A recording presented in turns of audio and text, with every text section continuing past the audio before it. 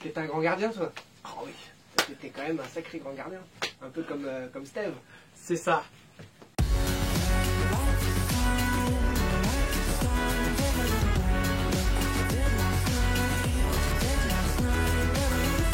Les amis, juste une petite parenthèse pour vous dire une chose. Merci à Oppo qui nous a passé ce téléphone aujourd'hui. Un Oppo Reno 4 5G qui fonctionne très bien, super batterie, écran excellent. Comme il est beau, Ben, ici, beau gosse. Voilà. Tout ça pour vous dire merci. Ils nous l'ont prêté pour le tournage. C'est très cool de leur part. On a pu tester le matos. J'adore les nouvelles technologies. Et donc voilà, c'est réussi. Donc chapeau à eux.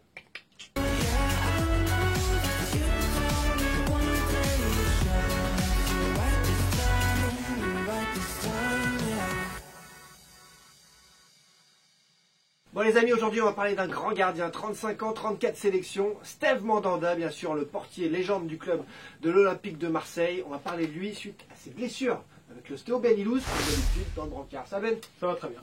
Bon, aujourd'hui on s'attaque à quelqu'un qui fait des parades miraculeuses, qui a ramené de nombreux points ces dernières saisons à l'OM. Qui avait pris un peu de poids, qui en a perdu, qui est revenu de Merano au top, mais il enchaîne quand même régulièrement des petites blessures, des petits pépins musculaires, notamment des petites déchirures. Que se passe-t-il autour de Steve Mandanda? Explique-nous petit à petit à quoi c'est dû.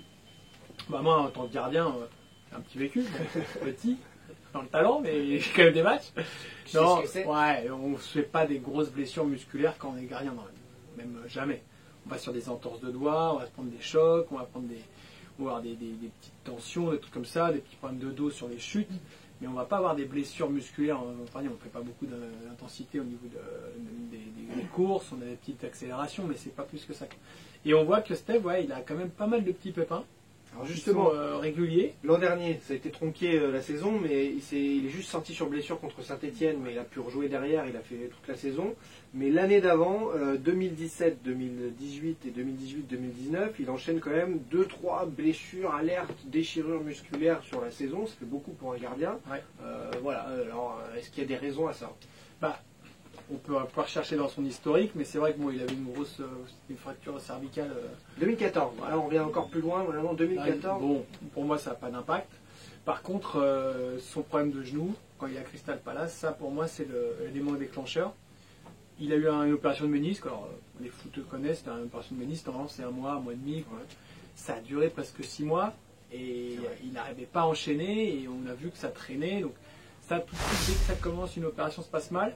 Ça, si vous avez peut-être vécu, quand vous avez beaucoup boité, vous allez voir que derrière, votre corps il va changer. On va être souvent fatigué, on va pas pouvoir enchaîner les matchs, on va pouvoir les entraînements toute la semaine, et rater quelques fois, on va se lever, on va dire voilà, aujourd'hui je vais cool. Et bah ça va tirer sur des muscles. Et alors après, chaque petit entraînement, ça devient un gros entraînement. C'est vrai qu'à Crystal Palace, il fait 13 novembre, donc sa blessure 2016, sa blessure en Angleterre.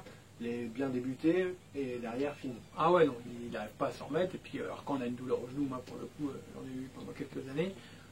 Si à chaque appui on prend une décharge, c'est même pas la peine. Hein. On peut pas jouer au foot. Hein. On est très très moyen. Et on n'a pas le droit en première ligue à être moyen. C'est pas possible. Donc qu'est-ce qu'il faut faire dans ces. Voilà, qu'est-ce qu'il faut même à 35 ans? On peut toujours améliorer son corps, on peut éviter les blessures. On a vu là qu'à un moment il était à Merano pour perdre du poids, donc ça c'est top pour les performances, pour se sentir bien léger. Mais on peut voir sur d'autres personnels, d'autres sportifs, ça n'a pas un impact si important que ça. D'accord. Ça va peut-être aider un petit peu, mais si on se sent bloqué, si on sent des contractures un peu partout, c'est pas parce qu'on a un peu de poids en plus. Ce que tu veux dire, c'est que c'est pas sur les blessures, mais en tout cas sur le bien-être physique. Oui. Sur la performance, le bien-être, c'est sûr que quand tu as 5 kilos de moins, surtout en tant que gardien, tu t'envoles plus facilement. Il y a aussi des joueurs qui reviennent à l'entraînement avec 5 kilos de trop et qui se blessent du coup. Oui, mais bon, c'est aussi un manque d'activité, ça peut être des efforts un peu trop intenses s'ils n'avaient vraiment rien fait. D'accord. Okay. Et c'est un facteur de risque, c'est sûr, comme manque de sommeil, comme le stress, comme pas mal de choses. Donc il n'y a pas que le poids, il n'y a pas que le poids. Pour lui. Pour moi, c'est vraiment, une fois qu'il a eu son problème de genou, qu'il a dû beaucoup boiter, parce que pour 6 mois, un problème de ménisque, c'est improbable. Donc forcément, il a tiré sur la corde pour essayer de revenir, à chaque fois ça retirait. Moi j'ai eu ça en fait, comme problème. C'était avec les croisés, mais... Et en fait, on change tout le schéma du corps. À force de boiter et d'avoir des tensions, on va on va essayer de compenser comme on peut. Des nouvelles habitudes. Voilà. Et en fait, ça va créer des tensions anormales sur certains muscles. Donc on va se dire, ouais, ça va partir avec le temps. Bah, ça part sur le moment. Mais c'est des gens, par exemple, ces personnes-là, c'est des personnes qui vont être souvent avec des douleurs au dos, des raideurs. Donc Là, si on demande à Steve, mal au dos, ouais, régulier. D'accord. Il va faire un spécifique gardien, bah en fait, s'il va pas voir l'ostéo derrière, son bassin il a rebougé. D'accord, ok. Et vous, ça peut être la même chose, vous allez voir l'ostéo et vous dites, ah, bah, votre bassin a toujours bougé, il faut mettre des semelles. En fait, ça n'a rien à voir, c'est qu'en fait, on n'arrive pas à travailler sur l'origine. D'accord. Et que le bassin va toujours un peu rebouger. Donc si vous allez voir un ostéo et que tous les 15 jours vous sentez que votre bassin il a bougé, il y a un autre truc. Donc c'est là-dessus qu'il faut chercher, c'est pas le crack forcément, le crack il a passé, mais j'ai manipulé des sportifs où 2 jours après, une fois que j'avais fait la séance, ils se sentaient déjà bloqués.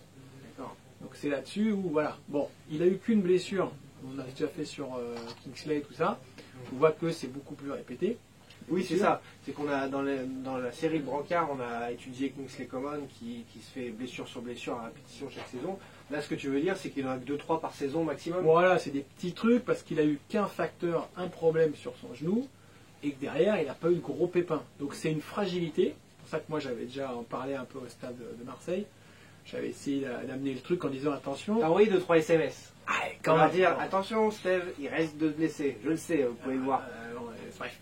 Donc c'est comme ça, on sait que quand il va enchaîner plein de matchs, pas mal d'entraînements, c'est là sur le nombre de répétitions où quand il y a une fragilité dans le corps, ça va créer une faiblesse et c'est là où il risque de se faire des blessures sur un dégagement, sur une petite accélération, sur un plongeon, alors que bon, on peut regarder sur 100 gardiens de haut niveau, il n'y en a pas 10 qui se blessent 2 fois par saison musculairement. Hein. D'accord. Donc il faut vraiment quand même essayer de comprendre cette logique. Plus la pression aussi peut-être marseillaise. Voilà, Son mental qui accentue tout ça. je pense que maintenant il est armé. Le mec, hein. il a le bouclier. Il a le bouclier. La carapace, comme on dit. Il est plus que. Ouais. Non, ouais, et ça c'est intéressant à essayer de voir. Et puis après, de la prévention. C'est que le problème, c'est que moi, quand j'arrive à envoyer des messages en disant attention, ça va être limite les prochains mois et qu'il se blesse, ça va que c'est dommage parce que il n'y a pas besoin de faire grand chose. Un peu plus d'écoute, par exemple, de son corps que certains joueurs. Et bah, en plus, les années passent, ça c'est aussi un facteur à risque. Hein. C'est pour ça qu'on prend plus des gens à nous, les vieux. 20-25 ans, ça se pète moins quand même que les plus de 35. Hein. Donc voilà. Et alors justement, donc si on veut résumer, là cette blessure cuisse, blessure adducteur sont venues de son problème au genou qui a mis les plombes à être rectifié, à une mauvaise orientation du corps. Voilà, et maintenant essayer de bien retravailler son dos, le bassin. Faire plus de séances que la normale, même s'il sent que des petites tensions, bah, c'est déjà trop pour lui. Et essayer qu'il aille plus voir le staff, mais même qu'il soit disponible. Voilà. Il faut que même le joueur fasse la démarche, parce que des fois les staffs ont tellement de joueurs dans leur équipe. Il y a un truc, c'est que comme il se blesse finalement pas si souvent, 2-3 fois par an, tu t'alertes pas aussi souvent aussi fort que si tu te blesses tout le temps, tu te dis là, il faut que je fasse quelque chose. Mais pour les gens qui nous regardent, par exemple, qui ne sont pas footeux, qui ont le même problème, bah, s'ils jouent sur le terrain, bah, ils vont se péter, ils vont se faire des lésions grade 2, régulières, que ce soit au mollet, à la cuisse. Et c'est vrai que quand c'est répété comme ça devient chiant. Pour un but de carrière, c'est un peu pénible. Le dos et le bassin surveillés. Tout le temps, ça c'est la base.